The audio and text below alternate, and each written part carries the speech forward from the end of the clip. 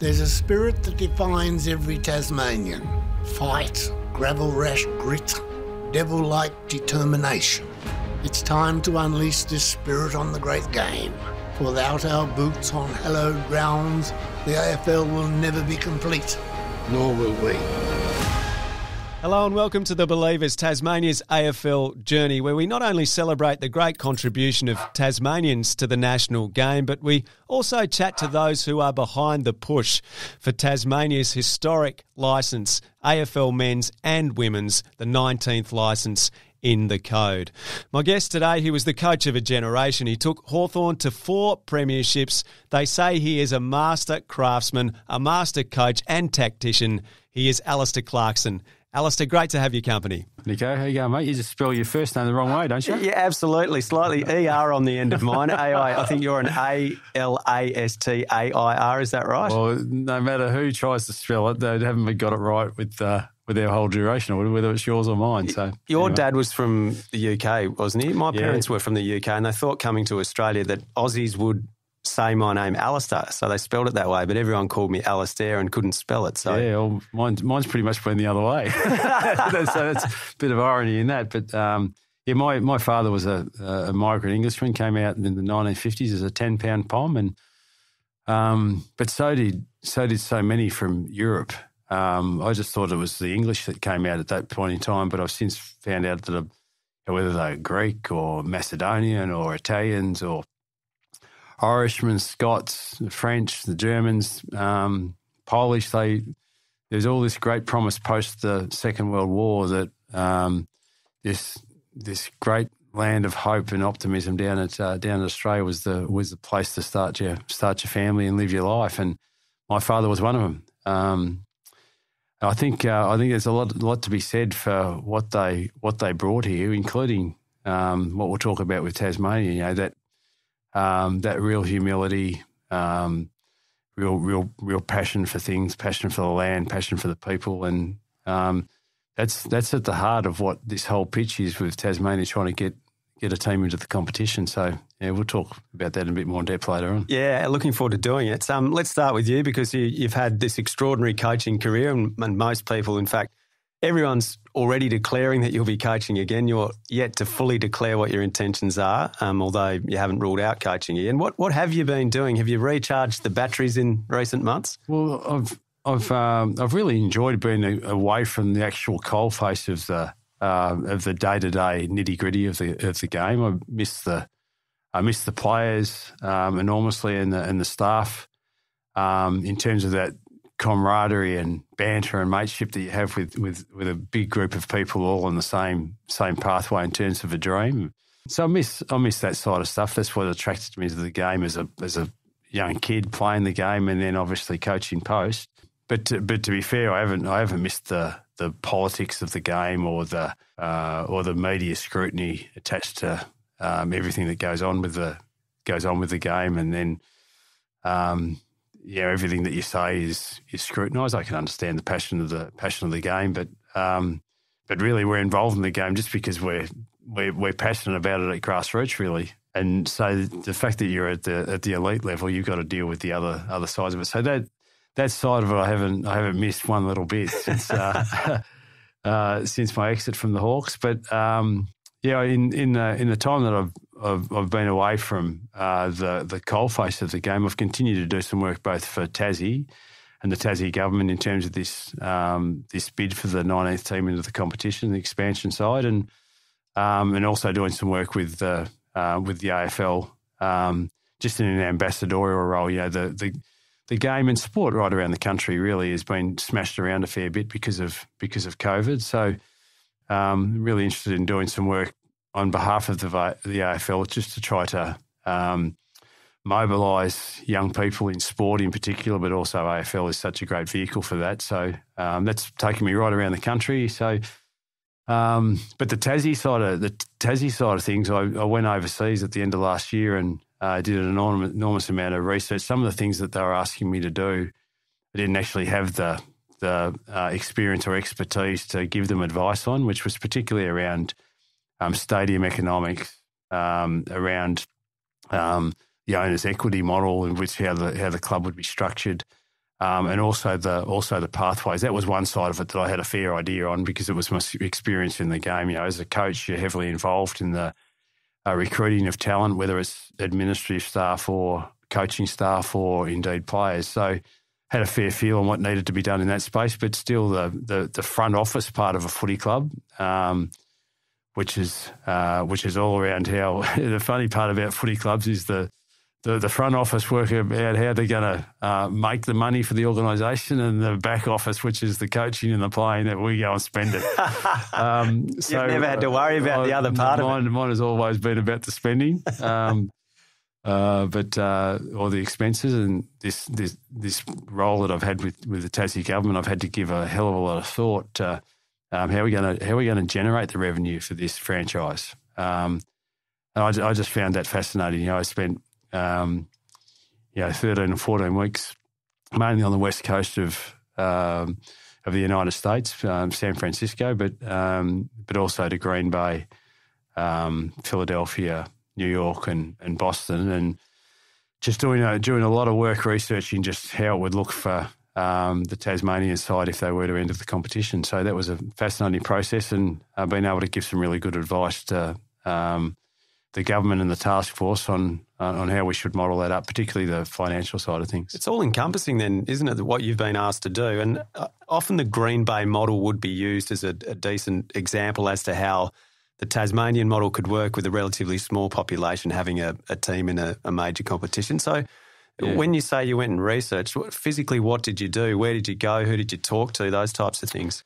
Well, the Green Bay model is a fascinating model because it's the only franchise in the sporting landscape in the US that's based on the same sort of members owned model like it is predominantly through Australian sport. So all the other franchises throughout the United States professional sports ecosystem is all really, really wealthy owner or syndicate of owners, which is great in terms of the club being pretty safe in terms of if they need money, they know where to go to get it from a pretty wealthy guy. Like we're talking multi-billionaires, some of these guys and girls or syndicates. But where there's significant amount of money too, then there's not the same need to have a real passionate supporter base and so it's the spins and trade-offs of that. You've got the money, but you haven't got the passion. You've got the passion, but you might not have the money, which is very, very common in Australian sport. Because I've grown up in Australia, the passion side of things is like it's real, it's heartfelt, and that's Tassie. So how can we go with the passionate model, which is owners' equity controlled by the members and the owners of the club, but the owners being multiple owners, like thousands of owners. That's what Green Bay have got set up. It's fascinating. But they're the only club in the US that are like that, and so they're very, very similar demographic to what Tasmania is. Green Bay's a lot colder than what which is a bit of a misconception really about Tasmania. I mean, it's a little bit colder, but God, you go to Green Bay, you know what cold temperatures are all about, but. The Green Bay model, even in terms of the township and the formation, the town itself and the formation of the club, the Green Bay Packers, 1919, a guy called Curly Lambeau went to Eastside High School. There's a river that splits the town straight down the middle, east side and west side, and they were fierce rivals, the east and the west in the early part of the 20th century. And people talk to me about this, this rivalry in Tasmania between the north and the south. Embrace it, leverage off it. It is unbelievable to have that emotional and passionate support for a region. I can tell you and guarantee one thing, despite what might happen in the north and south or what might happen in the east and western Green Bay, once you put a flag on the hill and say, hey, we're going to be a Tasmanian team or we're going to be a Green Bay side, guess what? That whole passion and that goes to the one entity then. And that's that's of enormous benefit. You go and ask if the Gold Coast Suns or the GWS would like that passion to be part of their DNA of every person that comes into that football organisation. They would take it in a heartbeat. And Tasmania are very, very fortunate that they've got it. We need to leverage it, not consider it as being a disadvantage, but use it as a weapon, use it as a real advantage, competitive advantage for the formation of this side. So on your fact-finding mission to the States, did you come away from an economic standpoint more confident about the type of model that Tasmania could have sustainably than you were before you went? Yeah, and to be fair, many, and probably me included, wondered whether or not the population size of Tasmania, given it was in the vicinity of 500,000 people across the state, and whether or not there was enough industry, significant industry right around the country, let alone Tasmania, has changed enormously in the last 20 years. Like we haven't got just in the automobile industry, for instance, there's not a vehicle that's been made in Australia anymore. Whether you're talking about the Fords and the Holdens and the Toyotas and all these significant manufacturers of vehicles, they've all gone offshore together with all the jobs too. So the landscape has changed enormously, and one of the things there's been a criticism of Tasmania perhaps, and a significant constraint in perhaps getting a team, is would there be enough economic industry down in Tasmania to support this side? Now, what I discovered over in the US is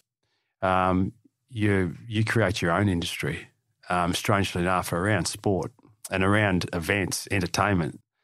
A lot of these precincts, including Lambeau Field at Green Bay, initially started out, 1919. Lambeau Field, they didn't even play there, but wherever they wanted to play, it was just a patch of grass. And then after a while, people were interested in watching that game on that patch of grass, and it's just like, well, we better put some seats around this patch of grass. And then, geez, if we put some seats around, we're going to need to build some toilets, and then someone might want some food and some drink. So all of a sudden it's just organic the way this stadium builds, to a point where, by the 1960s, when Vince Lombardi's coaching the team, they've built a Lambeau Field that's named after Curly Lambeau, the founder of the club, and it now houses 40,000 people, and it's just like significant facilities, but it stays idle for 355 days of the year. For 10 days of the year, it is pumping, and there's no concern whatsoever with generating any revenue for Green Bay on those days. Also, in their wisdom, there was a great friend of a good friend of mine, Ian Dicker. This guy called Peter Platten, who was a banker originally, but was a Green Bay through and through, and he became a non-executive director of their club, but gave some pretty sound advice to them along the way because he's from a financial background and banking in particular. And he had this vision that at some point in time the game would go in a direction that would require Lambeau Field and the precinct around it to be developed. So this is a vision that Peter had 20 or 30 years ago. So bit by bit, without anyone else really realising, because as soon as they made it obvious that Green Bay was looking to buy land around Lambeau Field, then everyone would double their prices. So they just did it bit by bit, bought off parcels, service station, houses. They bought a Kmart, just little areas that were around the stadium, and until they can consolidate all that land. And they built with the land, they built a new training base at one end, and they had a 40-acre block at the other end, which they've named Titletown.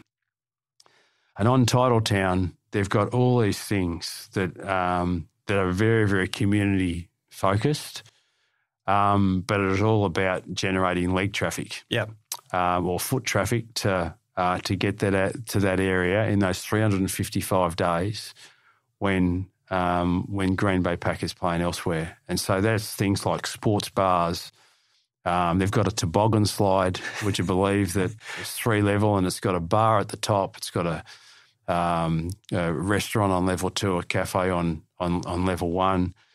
You can take your kids there, when Green Bay are playing away and they're playing, the New York Giants in New York. We still want to go to the game. Our wives know that we want to watch the game, and they're just going to think we're going to be glued to the screen and not look after the kids on that Sunday afternoon. So they built this toboggan slide so you and I can go to the game. We can have a couple of beers at the bar and watch the big screen. Everyone's a winner. Yep.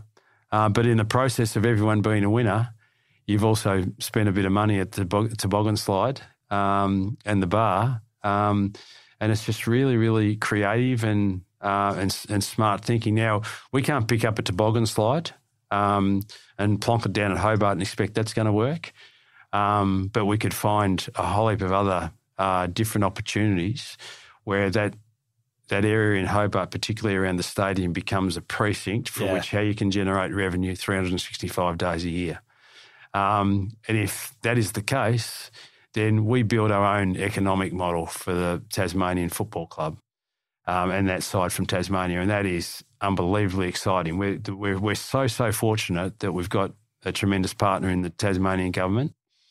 And at the end of the day, they know this isn't a football decision. This is an economic decision, and that's why the economic model is just so important, because it's a great opportunity for Tasmania to really be put on the map and pioneer some of this new way of thinking that, particularly in Australia, these are big decisions. I've seen it happen in San Francisco, but I don't have to look too far here in Australia.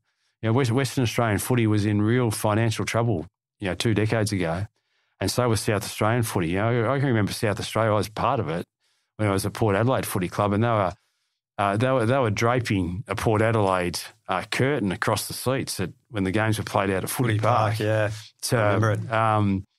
To try to convince those of the television audience that there was a reasonable crowd there, just because they couldn't see empty seats, but in actual fact it was a furphy. Since they've moved to Adelaide Oval, they've generated this precinct where Port Adelaide people now will meet in the city, maybe at a pub, maybe at a restaurant, maybe at a cafe, spend their $10 or $20. You go to those crackers that have got restaurants along North Terrace and tell them whether or not they're pretty happy. Game on, isn't it?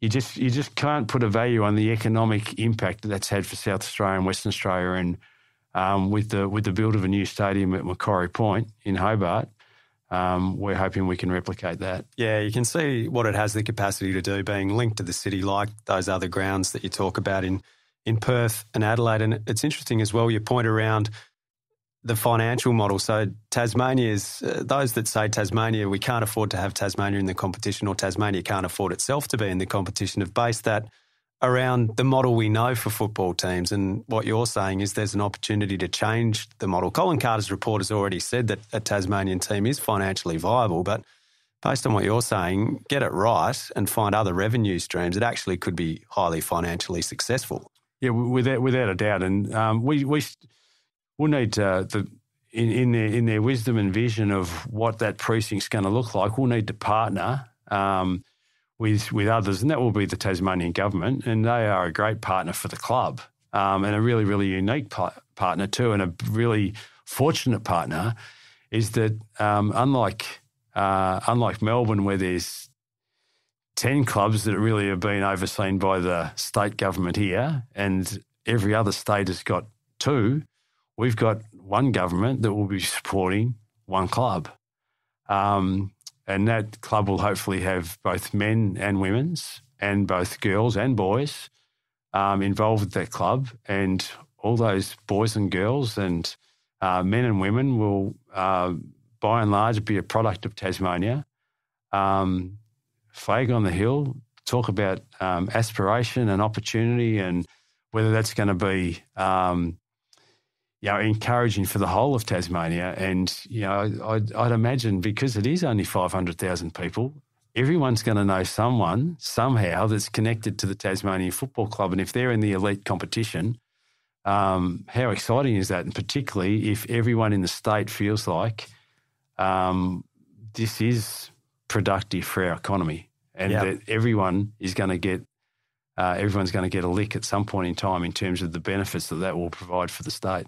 Where does your passion for the Tasmanian licence come from? Is there a feeling within you that it's a missing piece in the tapestry of the national code? Well, I've got an unbelievable passion for the game. I've got an affinity with Tasmania for two reasons. One, as part of the Hawthorn side, we've been down there so often in the last 20 years. So I know the people in the state. I know the culture of the state. I know the opportunity of the state. And all of that has got significant appeal to me. I know the football heritage in the state. I've been teammates or admirers of people who have made an enormous contribution to our game, that their origins was in the Tasmanian heartland, whether that's the north or the south. Both have provided unbelievable players in our game, not just in one particular era, but over eras since the 1940s and 50s, really. The injection of talent from Tasmania has been significant, but also from my own upbringing in a little small country town. It probably stretches back to my heritage, which was my father that came out as a 10-pound pom in his early 20s.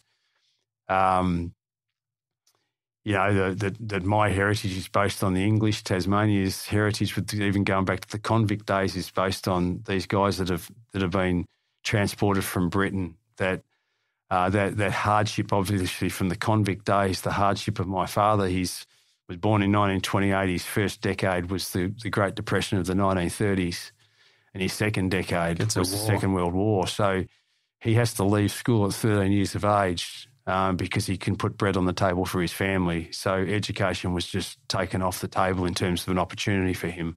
So coming to Australia, he loved his time here, but he was really forced here because Europe was that depressed. As I said earlier on, it wasn't just the English that came; it was right across Europe because of the Second World War. So those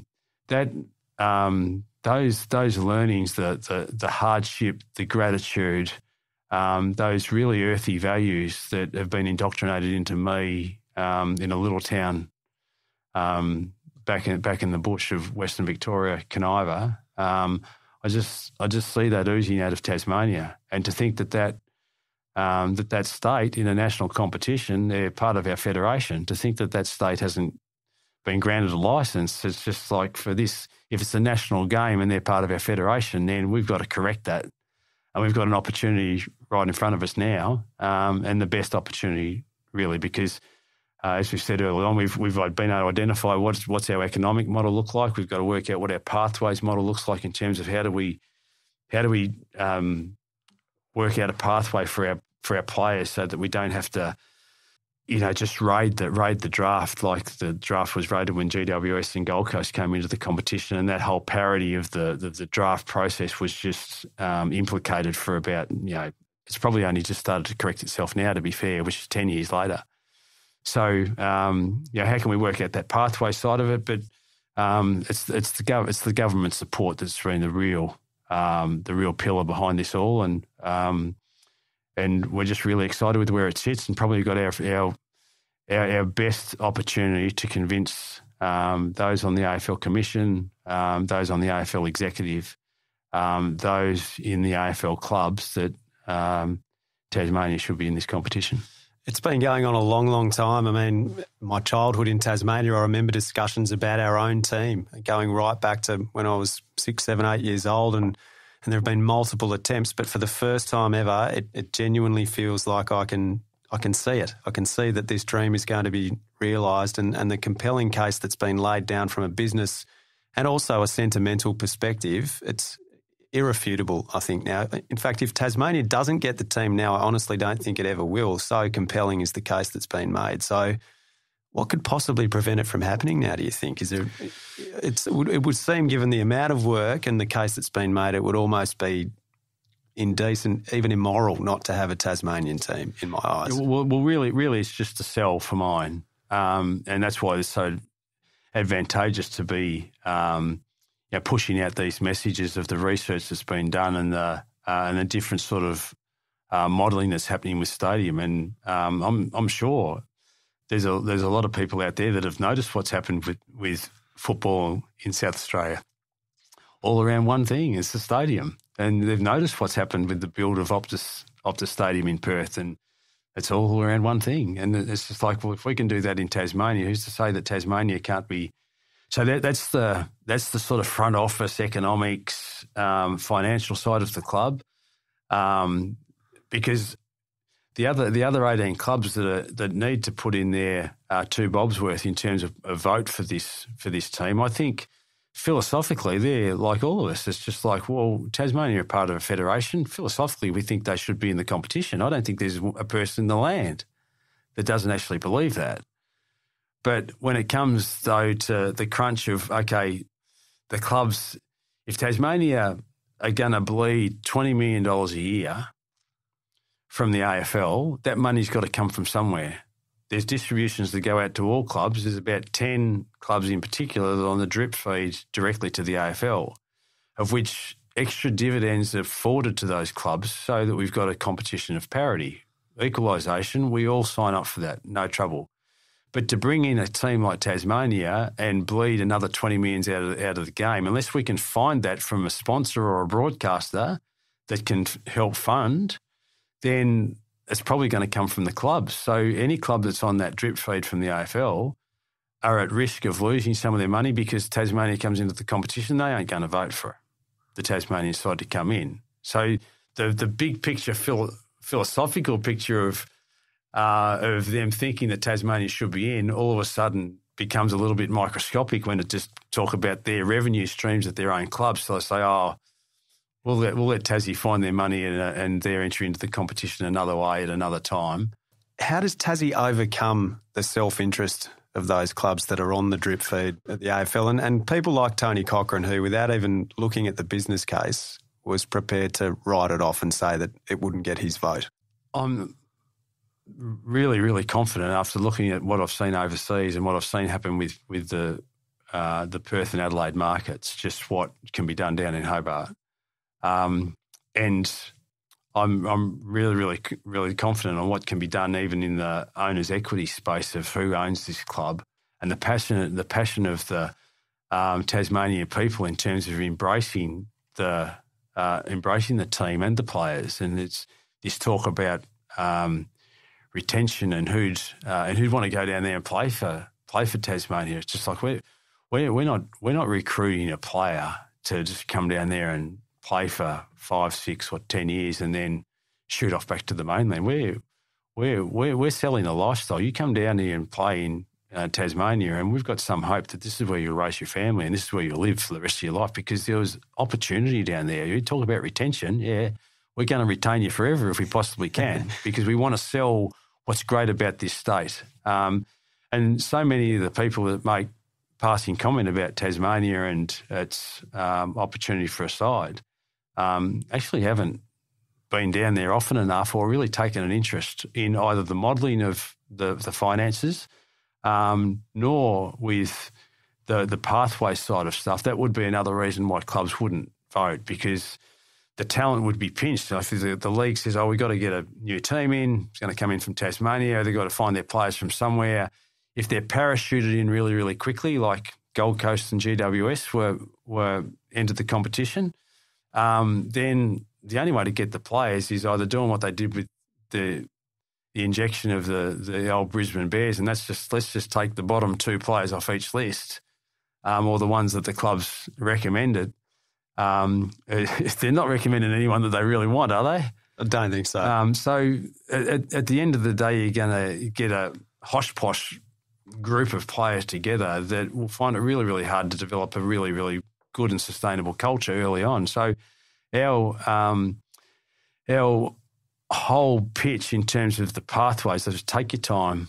Let's get an elite training centre down there. Let's have regional type of setups in terms of the pathways for the kids so they don't have to dislocate their lives. And, you've got your academy base down in Hobart, for instance, and a kid on the northwest coast growing up in Ulverston or Penguin just can't be driving the the distances to get down to the academy in Hobart. Have regional academies, really, but they're going to have to still, like the kids now in Tasmania that are 8, 10, 12 years of age, they're what we're targeting, boys and girls, as the future of our football club, both coaches, administrators and players.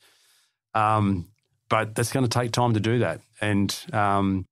But we can appease all the clubs, because I think all the clubs out there would, even to this day, would think, Tasmania are hoping that they'll get the licence for this by the end of this year, and that they'll be injected into the competition by 2024, 2025. That's not the case at all. I think the smarter decision is just to take the time to build the pathways. We don't want that to be 10 or 20 years, but if it's 2 or 3 years, I think it will be too hasty. So if we can convince the clubs that our pathway isn't going to cannibalise the draft, and their opportunity to still in a equalised competition with the draft that's meant to equalise the competition, if they can be convinced that that's no longer a threat, then, and the financial side of things is no longer a threat, then I can't see any reason whatsoever why they wouldn't put their hand up and support the entry of the 19th team. Where do you stand around things like statewide football competitions, Tassie Mariners, that kind of thing as part? Do you have a good sense now of what the pathway should look like? Yeah, well, there's obviously been some tensions within Tassie for a period of time, and this is the reason why people from the outside saying, they can't even get it together within their own state, and there has been a significant amount of change in the last 20 years whilst they've tried to find what is the best model for Tasmania. And it's very, very difficult. People point to South Australia and Western Australia, for instance, as saying, they've got state competitions, but have they really got a state competition? They've got 2 metropolitan competitions, and they're very successful. But you go and tell me in Western Australia, if you've got Esperance, Kalgoorlie, Broome and Geraldton in their statewide competition, that travel's not going to be a factor at some point in time, and cost. And you do that the same in Adelaide, and say you've got a team at Port Lincoln, another one at Port Augusta, another one at Renmark, and another one in Mount Gambier, and they're also playing against teams like Glenelg and Central District and those sorts of stuff in Adelaide. And it's like, once again, you've got some problems with that competition. Well, that's what's happened. Tasmania is not big enough just to have its competition based in either Hobart or Launceston. So it's tried at different stages to have it as a statewide comp. But when you're travelling from Burnie to Hobart and having to do that 6 or 8 times a year, I drove out of Burnie 2 weeks ago, and there was a sign, as quite often happens, how far is it to the neighbouring town or the next major city? Hobart, 318. I'm going, wow, 318 Ks to play a game of footy? What, do you do that in the morning before the game? And if you do, what state are you actually going to be to play a great game of footy? If you do travel, I don't think you're getting any change out of 4 hours sitting in either a bus or a car to get to Hobart from Burnie. So do you do it the morning of the game, and then what time are you getting home that night? Or do you go the day before, in which case, now where are we going to stay? We're going to just tent it or stay in a caravan park because it's cheap, or we're going to stay in a hotel? Once again, you're adding cost to it and time. If you go on the day before, what's happening with work? So these are significant implications that have constrained the Tasmanian competition, and they've tried over many years to try to work out what is the best model.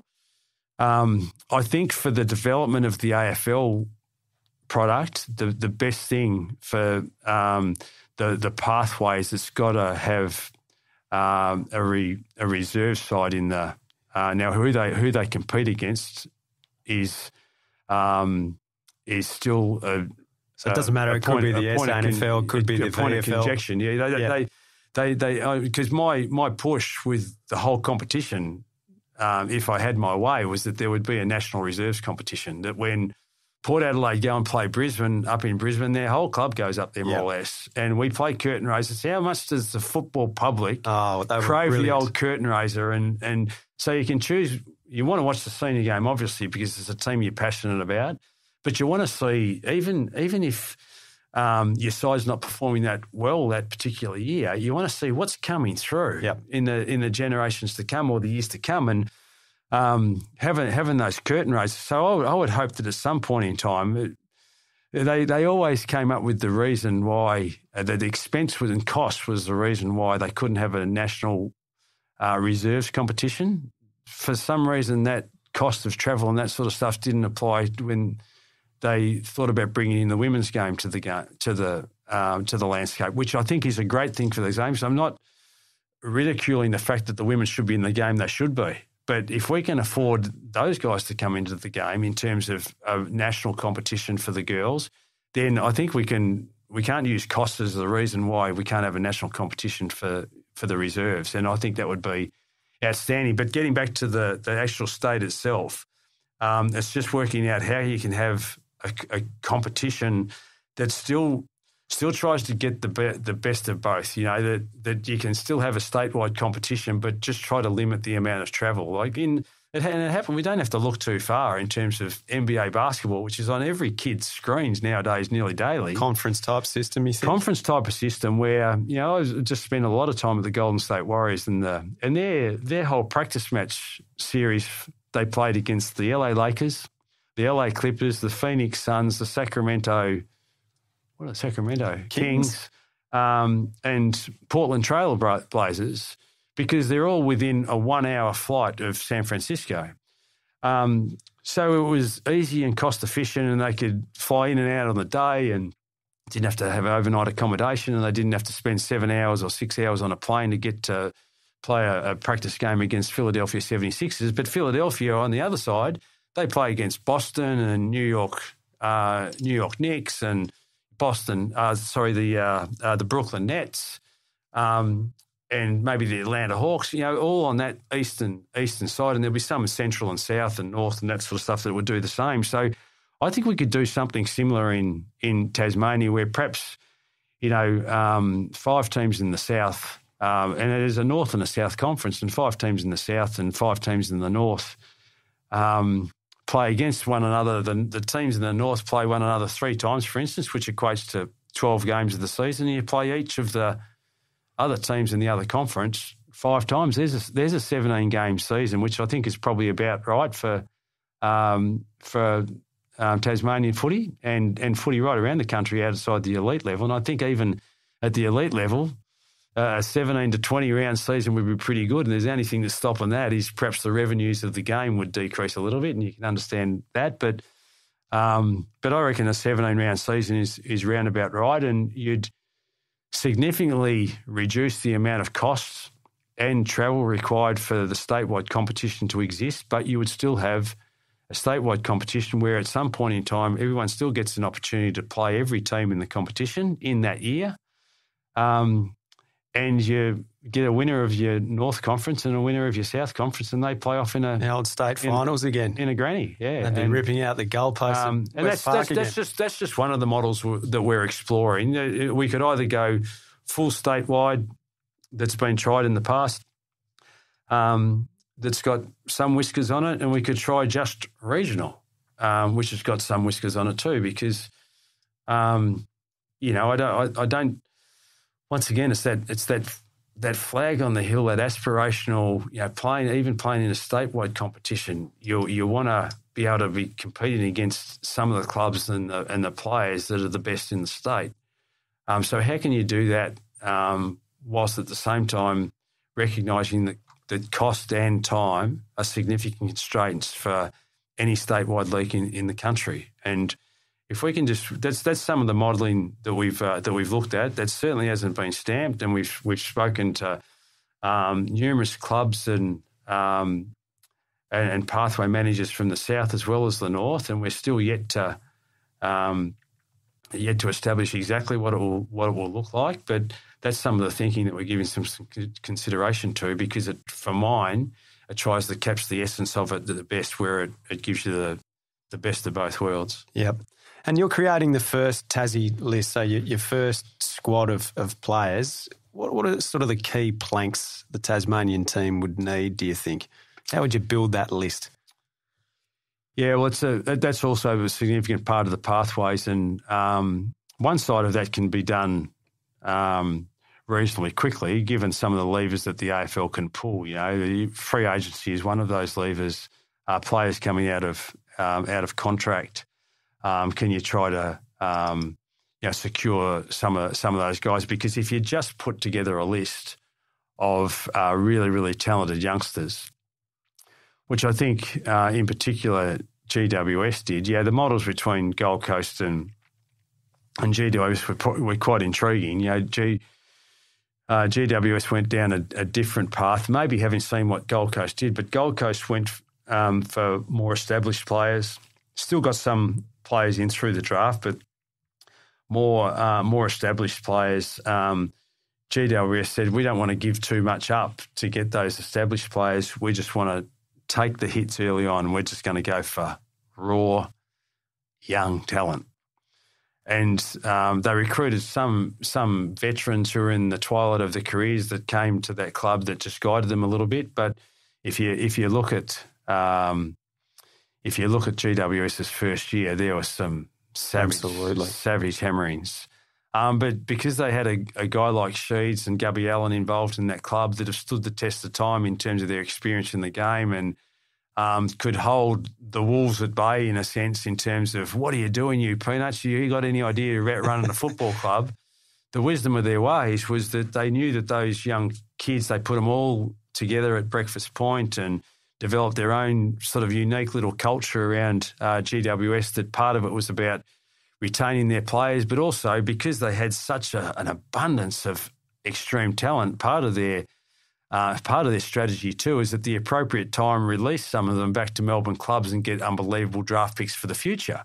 And they've lived off that for the best part of 10 years, GWS, and done it remarkably well, albeit just missing out on a grand final win 3 or 4 years ago against Richmond. So, the models have been very, very different, but I think the hardship of just going on pure talent is twofold. One, you're going to lose many games of footy in the first 2 years, and I'm not sure that's great for a really, really passionate Tasmanian supporter base.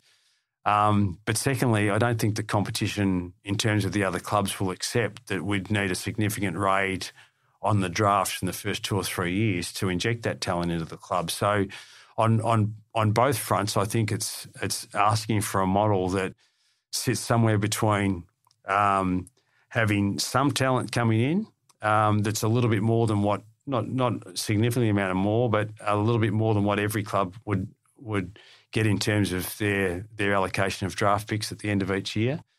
It would be recruiting some guys through free agency and the trade mechanisms of which every club's entitled to once they've got a licence.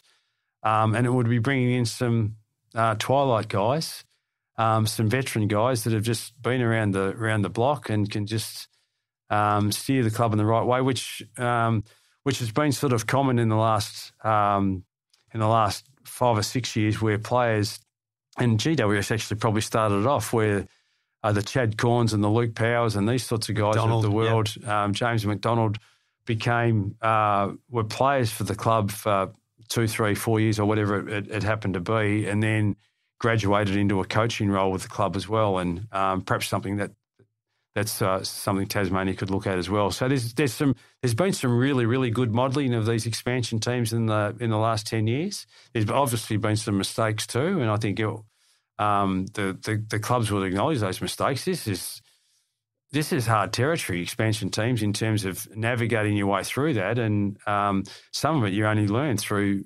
experience yourself. Some of it you can learn from the experiences of others, but certainly we're going to try to work out what's unique for Tassie. We want to grow our own product within the Tassie market, but as I said, that's going to be a 6 to 8 year process of bringing those young ones through. But if we could get all those mechanisms, bring some through your academy, some through free agency, some through the draft, some through trading, and then maybe get 2 or 3 guys that are right in the twilight of their careers, then I think that's a really nice balance of your list. We've chatted a lot about Tassie, Clarko. What about you? We touched on the fact that you're having some time away from coaching and you're very involved in the Tassie push for an AFL licence. How strongly within you does coaching still burn, that want to coach to better people? Yeah, well, I've got a great passion for the game. So at the minute, that passion is being fuelled by trying to help Tassie get the 19th team and trying to help the AFL post-COVID reinvigorate, using AFL as the vehicle, reinvigorate the sport in schools and in clubs right across the land. You had some freakishly gifted players that you coached at Hawthorn, didn't you, when you think about it? Lance Franklin, I mean, to kick 1,000 goals puts him in the absolutely highest bracket of players that have ever graced the field and the first Indigenous player to do it. And then you talk about guys like Sam Mitchell now coaching the club, Jordan Lewis, Luke Hodge, the list goes on. Who was the most talented player you reckon you coached in your time at Hawthorn? Yeah, well, it's because our game is a very, very unique game, and it requires you to do everything. And so, if you ask me to pick a bloke that could just do something like a magician on the ground, I'd pick Rioli. If you ask me to, could someone kick a goal out of nowhere for you, I'd take Buddy every minute of the week. If you ask me someone that could galvanise the troops and bring his men with him, I'd take Hodge every minute of the. If you could ask me someone that just understood the game and the pace of the game and how to make it quick or slow, I'd take Sam Mitchell in a heartbeat. If you ask me to bring a bloke that's just such a great teammate and someone that's loved by all, go and get Big Rough. Jordan Lewis is so tough and hard, and you want real country upbringing. And then if you ask to try to pick someone that would nearly bring a little bit of all of that, then go and get Sean Burgoyne. Because they called him Silk, but he was a smiling assassin. Absolutely. And he could make really, really good decisions. He could galvanise people. It was we were just tremendously blessed that we had so many of those guys in our time at Hawthorn. Some of that was just outstanding drafting. Some of it was really, really strategic trading. But the culmination of bringing all those guys together, the collective, was what made the Hawthorn sides and the Hawthorn club so special through that era. You really put your head on the block, don't you, in lots of ways, and you have to let it consume you. You have to be completely all in. Is there anything in that experience, having lived it for so long, that makes you reticent about the prospect of maybe going back into it in the near future? Yeah, there is, because one of the things that that I've been able to have a vacuum from in the last or avoid from in the last 6 months is the politics of footy, which I don't miss one little bit. And if I do come back into coaching, it'll be something that I need to reconcile with myself again, that the people who are involved in the governance of the club and the administration club, that we are tight on which way we need to go as a football club, and the values that we will have within our football club, because those values should never be compromised. So as much as they would potentially ask you about what you were going to bring, you would also, on the opposite side of the coin, be looking very much at what environment you were going into. Without a doubt. And if that doesn't marry up, then I'm very, very happy to continue doing things outside of footy.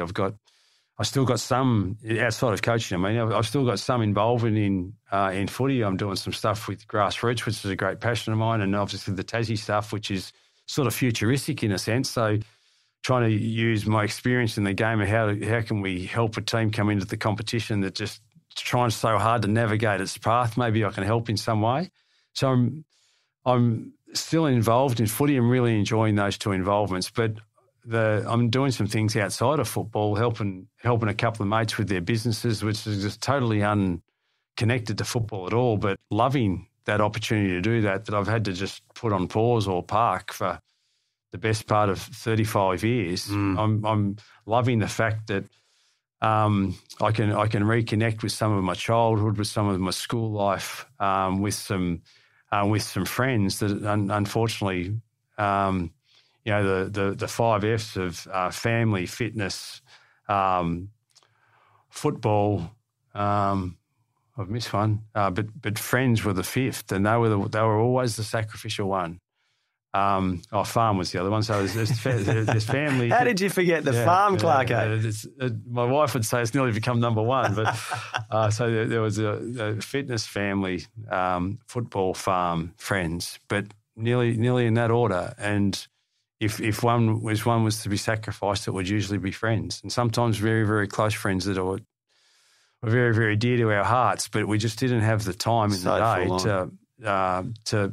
And something had to give, and quite often they'd become such good friends, though, that the really true ones know that you'll be there for them and they'll be there for you when you need them the most. And that's the case. So I've been able to just pick up some of those things, but have some really, really beautiful moments over the last 6 months, reconnecting with some of the people that I just haven't had the time to be able to spend with. Yeah, I suppose that's an enormous benefit, isn't it, of just having a bit more time to do the things that you want to do and explore the things you want to explore. If you go back into coaching and there are options available to you, do you even look at things like who's the president of that football club? Would you think I can actually put a line through that club because I know that's not going to work? Well, that's what I'm talking about in terms of the politics of a club and the direction and vision that club might see itself with. And if for what it's not necessarily a particular individual or a character or a profile as such. It's just like what is the vision, and we all on a shared journey together, and we buy into the values of how we're going to go about that. And as soon as those values are compromised, or you feel like they're going to be compromised before you even start, don't get on the journey together. It's as simple as that. So, it makes it sound like I'll be picky or choosy. There might not be opportunities to come back into coaching. And it might not be that I want to. I had opportunity with both Carlton and Collingwood, not necessarily to be accepted to coach those clubs, but certainly go into the process as an option to be coach of those clubs. But it didn't suit me. And that strangely enough, that had not so much to do with their direction, that sort of stuff, because I could see they were both on a direction of where they wanted to go. There was no ridicule there. It was just around mine and Karen's and our family's needs at that point in time. Wasn't to coach. We wanted to make those decisions at the end of this year in terms of what our future would look like, not 6 months ago. And we're still not ready to know what we want to do beyond 2022. If you do go back into coaching, given what you've achieved in the game and the way you have changed game styles, you've changed lists, you've developed groups of players to come from, towards the bottom and back to the top, you've regenerated so successfully. Do you know what sort of group, do you know where you would like the team to be when you took over? Would it be a team that's in a development phase, perhaps starting a rebuild? Is it an already established team that's not too far away? What sort of group would you like to be at the helm of? My only prerequisite is I want to be involved with a group that's got an opportunity to win it again. So whether that you're taking a group that's a long way from it and it's now a 5-year journey, or whether you take hold of a team that's close to it, and the goal of the game is to, and especially with the way that Karen and I have gone about it over the journey, is bring together a group of people which involves administration, coaching and players, and all get on the journey together. And is that journey going to take 5 years or 2 years or 10 years? All I do know is that when you've got that vision of what you want to do, and you've got a group of, in particular, players, but sometimes administrators and coaches as well, who all they've wanted to do for the last 10 years, 20 years is be involved in something really, really special about getting on a journey together, a voyage together, where you've got this shared goal at the end, which is to win silverware. If I got back involved in the game again, at coaching level, it would be to chase that piece of silverware. How long it took wouldn't concern me one bit. What the profile of their list was What would concern me most is could we put together the group of people around that vision to be able to achieve the ultimate success. And that's a challenge and there's no guarantee. We've been able to do it successfully at one club. What the most significant intrigue for me was I just lucky to have that group of people, that group in time at that particular club. The excitement for me is can it be done elsewhere with a different environment, different group of people, and see how we go. And that holds some appeal, but just doing what I've been doing in the last 6 months, a bit more farm time, a bit more friends time. That's got some appeal to it. Yeah, as there's well. a lot to recommend that. What about this jumper here, Clarko? If the planets aligned and the timing was right, would you consider being part of that, trying to build something from scratch? Yeah, based on what I just said, yeah. And anything where, as long as there was a group of people, which already just my links with the task force and the government suggest, and the wider football public down there in Tasmania and the general public is that, wow, we're already on a little bit of a mission of just getting the team. You know, our piece of silverware is getting the licence right at the moment, and that's what's exciting. It's just like, well, I don't think this is going to take 10 years. I think this could be done by July or August of this year. It's just like, wow, let's jump on board. How can I help? So that's my and Tasmania's piece of silverware at the moment. But once the licence was to be granted, if it is in July or August, then that piece of silverware very, very quickly turns into, okay, now it's real silverware in this AFL competition against 18 other clubs. Could I get excited about participating in that journey? Absolutely. Whether that's at administrative level or coaching level, it wouldn't be playing level anymore, unfortunately. But if it could be playing level, I'd be jumping on board too. You know, when I was a player, you know, there was a very minute opportunity where I could have gone to Fremantle. But that had some excitement because they were just coming to the competition at that point in time. Jared Nation was the coach, and that had some appeal. It didn't eventuate. Why didn't you go to Freo in the end? I can't even remember. I think it probably had a little bit to do with being short and being slow. They had their eyes on Peter Bell. Well, Billy was a much better player than I ever was. Clarko, we've got a 10-year contract for you for Tasmania for you to sign here. And just before we do officially appoint you as the first Tasmanian coach, just a couple of Tassie-related questions, just a quick 10 for you to go through to gauge your knowledge and your taste in Tassie football. Who is the greatest Tasmanian footballer to play the game, do you think? Oh, wow, that's such a tough question. I didn't see enough of Baldock to actually know how good he was, but the one I saw a lot of was Royce Hart, and I know he didn't play as many games and that sort of stuff, but he was right. He was right at that point in time where I was most significantly influenced by what happened in the VFL game at that moment of my life, and he was the pinnacle of centre half forwards, and he came from Tasmania. Yeah, he was magnificent, wasn't he? Flying through the air, his marking, his kicking. What should be the name? Do you reckon Birch will be pissed off that I didn't say him? Filthy, absolutely filthy. What should the name of the Tasmanian AFL team be? Yeah, well, it's going to be an interesting debate. My answer to that, given what I've been through in the United States, is open it up to the people. And see what the people want, because then you get alignment and a galvanised and passionate group of people right from the get go, and you know that's what they really want. So I'd rather than give a name, I'd just go to the people, and if they come up with something that doesn't satisfy us, well, at least you've got the benefit of having gone to them and asked them. But I'd reckon they'll come up with something pretty special. Colours?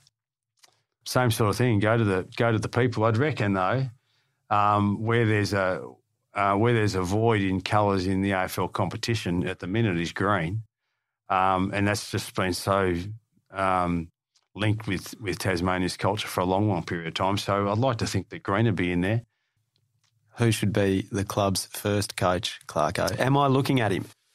No, well, firstly, as I said, I think this is a little bit down the track when the team actually comes. So where I'll be, and even if the club deems me to be a worthy applicant at that point in time, could be poles apart. So I couldn't even hazard a guess, but I'd love Chris Fagan to coach the Tassie side or a Brendan Bolton. You know, guys that are Tassie born and bred. I think that'd be something pretty special. They'd with this involved in the task force, they'd like to think that I'm an adopted Tasmanian, but I ain't Tasmanian blood really. And we like to call you an honorary Tasmanian. Yeah, and I'm happy to accept that. Who should be the first club president? It's difficult. I'm working with some great people on the task force who are going to, by that point in time, if the team was to come into the competition, have a great history of what's gone on to get the team into the comp. So I'd imagine that there's some pretty reputable guys working on that task force that I wouldn't like to single anyone out of it. But one of those guys. But depending on when the team comes in too, you know, who knows what someone with a media profile like a Nick Rewald or a Jack Rewald or a Matty Richardson and these type of guys who have a Benny Gale in the twilight of his career. You know, does he want to return to Tassie and head up the club in a different sort of role? Who knows? But all I do know is that there's some significant people who have come from the Tasmanian state who have gone on and done some special things in our game and some special things in business that could make an enormous contribution to the club. But it all depends on, I think they've said there's something like 300,000 expats that live on the mainland now or something. Yeah. And I'd reckon, if there's 800,000 to pick from, 500 on the island and 300 up on the mainland, you're going to find someone pretty good that could do the job, I reckon. That's good for attendances at the MCG too. Very easy to get there from here. Who should the team play in its first AFL game? I reckon go the biggest supporter base. So that's going to be a Collingwood or an Essendon or a Carlton, a real traditional rival. I'd like to think that that's going to draw some people down there. Now, should the Tasmanian song be something new or in the mould of a traditional AFL song? Oh, it's going to sound a little bit boring when I keep giving the same answer. You're very democratic, Clarko. Throw it to the people. Like it. Throw it to the people. We can live with that. They'll come up with something either traditional or a little bit funky. Get a bit of Bruno Mars out there or something, eh? Get you on the guitar, mate. If Tasmania was to have free rein on one current player, let's say the team was coming in next season, for example, one current player in the AFL, who would you go for? Free rein. Yeah, it'd be a young upper-comer in terms of a tall forward. So to be, strangely enough, these names don't mean anything right at this point in time because I'm looking about future.